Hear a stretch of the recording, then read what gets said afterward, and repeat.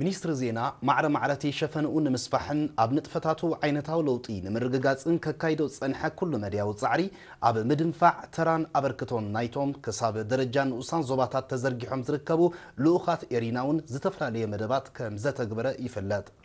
ኣብዚ መዳይ እዚ ብዜካቲ በብእዋኑ ዝውደብ ናይ ትምህርትን ስልጠናን መደባት ዘካይድዎ ምልውዋጥ ተመክሮውን ኣብ ዘካይድዎ ዜናዊ ንጥፈታት ልዑል እጃም እዩ ዘለዎ ብምትሕብባር ሚኒስትሪ ዜናን ምምሕዳር ዞባ ጋሽባርካን ኣባላት ጨንፈር ሚኒስትሪ ዜና ኣብ ዞባ ጋሽባርካ ኣብ ዝቕንያት እዚ ኣብ ዞባታት ዘካየድዎ ዑደት ድማ መቐፀልታ ናይዚዩ ወከልቲ ኤሪና ኣብ ዞባታት ደቡብን ደቡባዊ ቀይሕ ባሕርን ነቲ ዑደት ኣመልኪቶም ንዘዳልዎ ጸብጻብ ኣሕመድ ዳኒ መሐመድ ከቕርቦ እዩ አባላት ጨንፈር ሚኒስትር ዜና ዞባ ጋሽባርካ ዝካየድ ዘሎ ልምዓታዊ ንጥፈታትን ታሪኻዊ ቦታታትን ንምዕዛብ ኣብ ዞባታት ደቡብ ሰሜናዊ ቀይሕ ባሕርን ደቡባዊ ቀይሕ ባሕርን ዑደት አካይዶም እቶም ጋዜጠኛታት ሰዓልቲ ቴክኒሻናት መሬታዊ መደበራትን ናይ ቤት ጽሕፈትን ሰራሕተኛታትን ዘጠቃለሉ ኣስታት 30 አባላት ሚኒስትር ዜና ኣብተን ዞባታት ዝሰላሰል ዘሎ ልምዓታዊ መደባት ጥንታውን ታሪኻውን ቦታታት ከምኡውን ኣብ መኸተ ወራራት ወያንን ምውሓስ ልኡላውነት ሃገርን جگنن استفادماللهم عردات بچیحمن بزملکاتم اکالات مبره تواهیبومن توم من اسیات ابزهاب وریتم بحرن کرت مریتن گنبار بورین مستن کراوک یان جگننتن حیلتات مکل خال ایرتراز گلت مخانم بمتکاس ننوی عمتات بهلولم دون عقیبون زغطل زلو سلطانی رحیتان کبرتاتون زلو ومعدنا قط گلیتم سوقو اگاره መንግስቲ ኤርትራ ኣሰላሲሎ ዘሎ ዓበይቲ ልምዓታዊ መደባት ንኽትፈልጥ ክትንቀሳቐስ ከም ዘለካ ክንግንዘብ ክኢልና እዚ ድማ ኣብ ምዕባለ ሃገር ብሓፈሻ ኣብ ምምሕያሽ መነባብሮ ዜጋታት ድማ ብፍላይ ልዑል ኣስተዋፅኦ ይገብር ከም ዘሎ ኣብ ዑደትና ተዓዚብና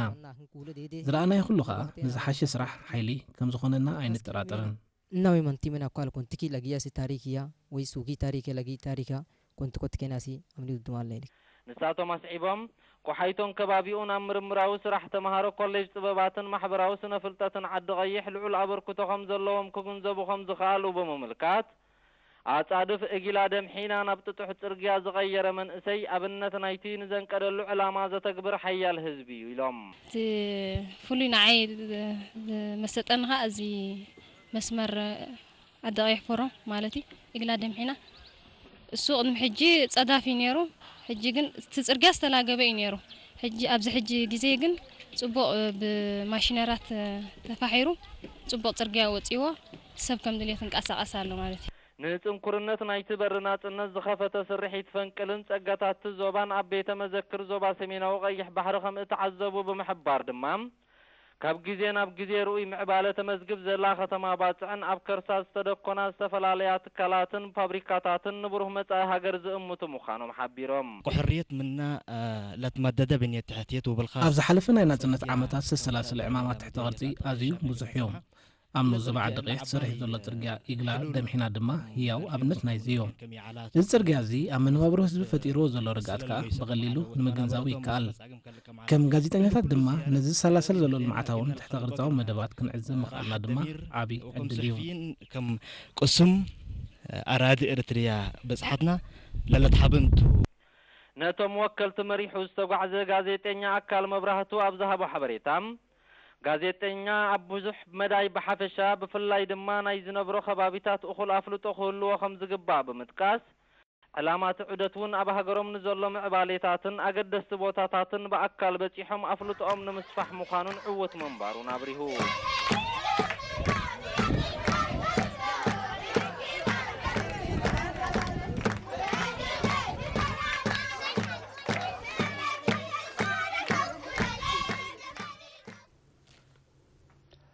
زي خبركم تخاتلتي توثق حبريتا نخبرنا نوكيل إرينا بزوبا غاشباركا غازيتنيا أكال مبراهتو كاب كتما بارونتو بالتليفون عدي مني لنا سلام كم يام سيخ أكال سلام تفضلت كم يام سيخ طبعا تحسب معسن بخميني نقيلو بخمي كب تقبار بسيحو من البات ميتي حسب مبقاسو رد خونزلو عدت ويك أزي بزاوية توريزم إلنا نتوصو استفعلاليا ميسرسات ويكا استفعلاليا تكالات ببقزيو خكايدو صنحايو بفلاي زي ياب غازيطنياتات ناي زوبا غاشباركا أتوكيرو عدد نقبرو تبقى حساب جن أبز حلفة عمت لك كم زلومي كنياتنا صنات مش حلفة ثم كل قرنعتنا يزوبا توافيرهم زلو غازي تانياتات نتزوبا نتحزبنا يتزوبا ببوانقو ببهالو ناصنتو بزغبا حقوسو بزغبا المجلاس نمصبرع ناوشتنا وصان زركب حزب اسرا امصبرع زتصاوتو ترى تزوبا سلسته حقوسه كمز عينت عدد ككاد مخانو قال تاتي نيرو تمبغسي زيا مالتي ስለዚህ ተመበገሲ በመحضر ዞባጋሽ ባርካያ ዝሕሪው በብ መድረኹ ምስ ዝነበረ ዝተፈላለዩ ስራሓት እቲ ጉዳይ ኣይተፈጸመን ጸኒሑ ኣብዚ እዋን ዝኻ መበል 22 ዓመት በዓልና ጽነትና ብድምቀት ምስ ሓለፈ እቲ ጉዳይ ክንፍጽሞ ከም ንኽእል እቲ ምርጫ ኻናና ምዃኑ ምስ ተሓበረ ንሕና ኸኣ ኣብ ምብራቃዊ ቆላ ኣብ ምዕራባዊ ቆላ ናይ ኤርትራ ተዋፊርና ንርከብ ኣባላት ዜና ነቲ ኣብ ገማግም ባሕሪ ወይ ከዓ ምብራቃዊ ቆላታት ዝርከብ ከባቢታት በኣካል ከይድና ክንደስሶ ክንፈልጦ ምርጫ ናህና ነይሩ ምሕዳር ዘዋጋሽ ባርካ ከዓ እቲ ጉዳይ ሓንጎፍ ኃይሉ ተቐቢሉ ንምትግባሩ ዘድሊ ኣማሊኡ ምስ ዝተፈላለዩ ዝምልከቶም ኣካላት ዘድሊ ምርድዳእ ገይሩ ዘድሊ ናይ ፋይናንስን ካልእን መወላ ገይሩ ብኸምኡ ክፍጸም ክኢሉ ማለት እዩ ጽቡቕ እቶም ኣብቲ ዑደት ዝተሳተፉ ኣባላት ጨንፈር ሚኒስትሪ ዜናን ዝተዋፈሩሉ ስራሕን ዝምልከት ሓበሬታ እንተትበና 80 ከሚእቲ ካብኣቶም ወከልቲ ኣገልግሎት ዜና እዮም እዚ እንታይ ማለት እዩ ናይ ውሽጢ ሃገር ዜና ወይ ከዓ እዚ ሎካል ኒውስ ንብሎ ማዕሪሮም ድዮም ወይሲ በብግዚኡ ኣብ ዘጋጥም ፍጻሜታት እናዳህሰሱ ብስእሉን ብጽሑፉን ኣዳልዮም ነቲ ሚኒስትሪ ዜና እዮም ዝምግቡ እቶም ዝተረፉ ኣካላት ከዓ እዚ መሬታዊ መደበራት ምናልባት ኣብ ዞባ ኣብ 4 ከባቢታት እዩ ዘሎ ኣብ ኣቁርደት ኣሎ ኣብ ባሮንቱ ኣብ ተሰነይ ኣብ ኦማል ሆና ኣሎ እሱ ብፍሉይ ዝተሓዝ እዘን ሰለስተ ከተማታት ዝነጥፉ ቴክኒሻናት ናቶም ተሳታፍነት ነይሩ ከምኡን ካብ 2011 ጀሚሩ ኣብ ከተማታት ኣቁርደት ባሮንቱ ተሰነይ እዚ ናይ ማርኬቲንግ ዝበሃል ወይ ከዓ ብልሙድ ኣዘራርባ ናይ ግብሪ ቴሌቪዥን ተባሂሉ ዝጽዋዕ ኣብያተ ጽሕፈት እቲ ሚኒስትሪ ከፊቱ ስለ ዘሎ ኣብኡ ዝነጥፉ ከም ካሽራት ኮይኖም እውን ተሳተፍቲ ናይ ዑደት ነይሮም ማለት እዩ ብሓፈሻ ኣብ ኩሉ ንጥፈታት ናይ ሚኒስትሪ ዜና ኣብ ዞባ ጋሽ ባርካ ዝነጥፉ ኣባላት ተሳተፍቲ ናይ ዕድል ንኽኾኑ እዩ እቲ ምምሕዳር ዕድል ከፊቱ ማለት እዩ طبعا ምናልባት ኣብቲ ዜና ክንዕዘቦ ጽሕና ገለገለ ቦታታት ብስእሊ ዝተሰነየ እኹል ሓበሬታ ንኽህልወና ግን ኣብይ ቦታታት ይኹም በፂሕኩም ብሓፈሽኡ ኸ ትዕዝብትኩም እንታይ እዩ ወቲ ተበፅሐ ቦታታት ይኹንቲ ትዕዝብታት በቲ ዜና እኳ ዳርጋ ተዘርዚሩ እዩ ኣብ ዞባ ደቡብ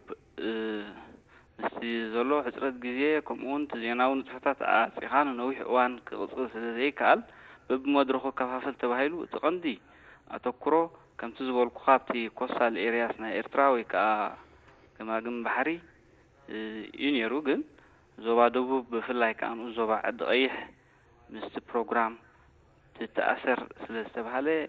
ኣብ ዞባ ዓዲ ቀይሕ ዝርከብ ታሪኻዊ ቦታታት ከምኡውን መስተንክራዊ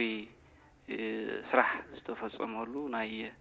ንዞባ ደቡብን ንዞባ ሰሜናዊ ቀይሕ ባሕርን ዝሕውስ ኣዝዩ ኣጻድፍን ካልእ ጎቦታትን ሰንጢቑ ንብዙሓት ዓድታት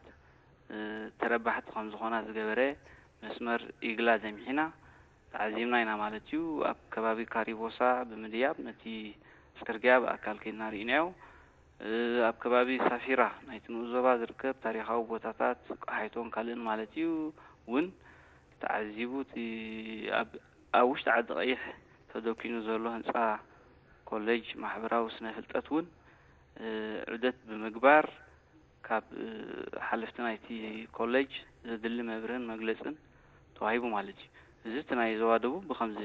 ክጥቀስ ከኣል ድሕሪኡ ዝቐፀለ ብቐጥታ ናብ ሰሜናዊ ቀይሕ ባሕሪ ነይሩ ኣብ ግንባር ቡሬ ኣብ 71 ይኹን ኣብ 37 ዝተፈፀመ ቅያ መኸተምታ ናይ ወራር ወያነ ብጀጋኑ ኣባላት ሓይልታት ምክልኻል ኤርትራ ዝተኻየደ ኣዝዩ ኣገዳሲ ዝኾነ ታሪኻዊ ስርሒት በቶም ኣብቲ ቦታ ዘለዉ ሓርበኛታት መግለፂ ተዋሂብና ማለት እዩ ካልእ ኣዝዩ ታሪኻዊ ኣገዳስነት ዘለዎ ክብርታቱ ከምቲ ብዜና እውን ተጠቂሱ ዘሎ ዓቂቡ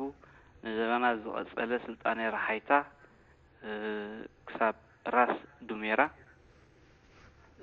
ትጉጅለ ተዓዚቡ ርኢ ማለት እዩ ካልእ እውን ኣብቲ ዞባ ዘሎ ዝተፈላለየ ልምዓታዊ ትሕተ ቅርፃዊ ምስናይ ናይ ባሕሪ ናይ ቅርፂ መሬት ኩነታት ክንርኢ ኽኢልና ዝግባእ ምድለዋት ከዓ ተገይሩ ስለ ዝፀንሐ ከምቲ ኣቐዲመ ዝጠቐስኩ ኣቐዲሙ እውን ምርድዳእ ስለ ዝተገብረ ኣዝዩ እኹል ንሓደ ጋዜጠኛ ዝሕግዝ ኣብ ስርሑ ዕምቆት ዘለዎ ሓበሬታታት ብዝተፈላለዩ ኣካላት መብሪ ተዋሂቡ ኣብ ሰሜን ቀይሕ ባሕሪ እውን ብተመሳሳሊ ማለት እዩ ኣብቲ ዞባ ምናልባት ሃገራዊ ቤተ መዘክር ዞባ ሰሜናዊ ቀይሕ ባሕሪ ንኩሉ ታሪኻዊ ጥንታዊ ብምሉኡ ኮታስ ኣዝዩ ሃብታም ዝኾነ ትሕዝቶ ዘለዎ መብሪ ተዋሂቡ ኣብ እቲ ዞባ ዝርከብ ካልእ ናይ ልምዓታዊ መደባት ናይ ነፃ ንግዲ ዞባ ዝካየደሉ ዘሎ ትሕተ ቅርፃዊ ስራሓት ኣብኡ ዝርከብ ናይ ሻምበቆታት ወይ ከዓ ናይ ፕላስቲክ ቱቦታት ፋብሪካ ኣብ ወደብ ኣብቲ ገማግም ባሕሪ ኮታሲ ዳርጋቲ ኣገዳሲ ዝበሃል ኣብቲ ዞባ ኩሉ በፂሕኩም ኢኹም በፂሕና ማለት እዩ ጽቡቕ እስከ ምናልባት ከምዚ ክትገልጾ ጽናሕካ ዳርጋ ኩሉ ቦታታት ዝተፈላለየ ቦታታት ይኹን በፂሕኩም ኣብ ነሰኮ ቦታካ ዝምስጠካ ቦታ ክትርኢ ባህርያዊ ብሕፅር ዝበለገን ኣካል ንስኻ ብፍሉይ ዝመሰጠካ ነገር እንታይ ነይሩ እዚኣ እኳ ናይ ውልቅኻ ክሳይ ክትዛረብ ቁሩብ ተኣሽሙ ግን ብሓፈሻ እቲ ዑደሲ ብተምሳጥ ጀሚሩ ብተምሳጥ ኢኻ ወዲኡ بتاريخ بولو بمسحب بولو بالمعتاوي بولو ኣብ ካሪቦሳ ከመይ ገይሩ እዚ ጎበዝ ዝተፈላልዩ ባዕዳውያን ገዛእትን ናይ ውልቆም ረብሓታት ክብሉ ኣቋራጭ ነይሩ ግን ክገብሩ ኣይከኣሉ ብዓቕሚ ናይ ኤርትራዊ ኩባንያ ህንፃ ግን ተፈፂሙ ክትሪኦ ከለኻ ብግብርሲ እምስጠካ ማለት እዩ ካብኡ ሕልፍ ኢልካ ክትርኢ ከለኻ ካልእ ባህላዊ ዲ ታሪኻዊ ዲ ኮታስ ኩሉ ካብ ሓደ ናብ ሓደ بفولي جنبول كأنت ضحيت كان نعي يعني جنبار بوري أو تسرح دفعات ورار ويانه وجه ورار ويانه نمكات أبتهر رما أبتزرت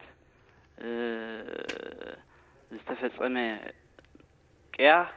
نعي فولي طبلحتان فولي تمسات إن فتير لي بفلاي كا ما ختمته نعي وجه ورار ዝተፈጸመሉ ወያነ አላሽሉ ኣብ ግዛት ሕጊ ኣብ ኤርትራ ተኣምነሉ ግዛት ሕጊ ንኸኣምንን ስምምዕ አልጀርስ ንኽተምን